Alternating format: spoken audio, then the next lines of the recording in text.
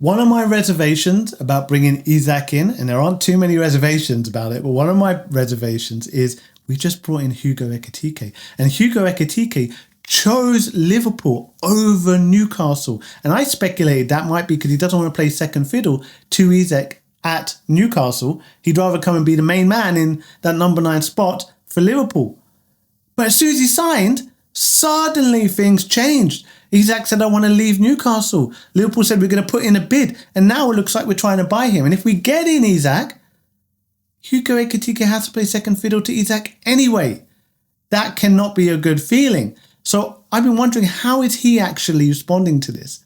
Is he feeling a bit disgruntled? Would he have preferred to have signed for Newcastle if he knew that Isak was going to Liverpool and that number 9 space would open up at Newcastle for him to be the number 1 striker there?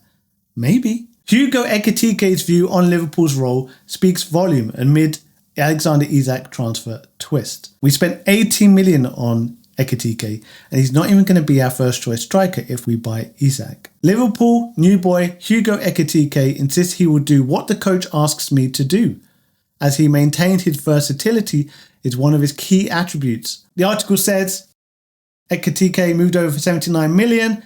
He was tipped to lead the line. Now, he may still play number 9 at times. You know, Isak does pick up injuries, cup games, sub on for Isak when Isak gets tired. So he'll still spend a fair chunk of time in that number 9 spot.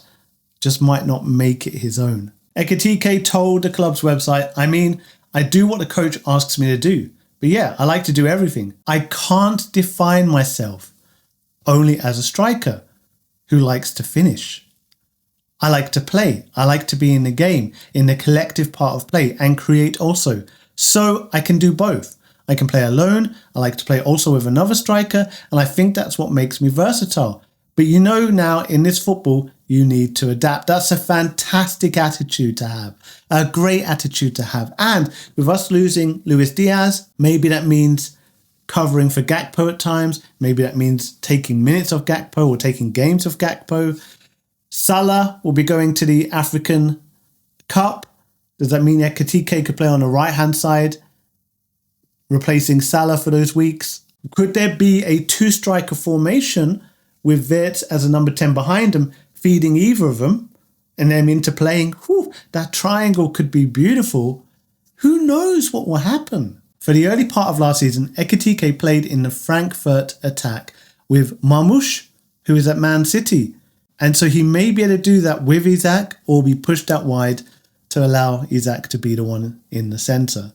Newcastle made it clear they want to keep their best players, but if Isak does push for the exit door, Liverpool probably will be the ones to get him. They seem to be leading the line.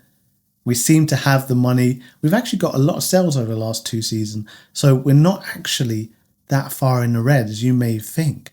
And I might do another video on that. All the transfers in, transfers out, where we are with our profit and loss, to have a more in-depth look at that. Let me know if you want me to do that. But all right, I like Ekitike's attitude. It really could have gone sour. It could have gone the other way entirely if he is ego-driven, if he was selfish, if he was a bit too emotional. But he seems to have a great head on his shoulders. Is willing to help the team however he can and will play it in any position amongst that top attacking line. So that's great news to hear. Let me know what your thoughts are.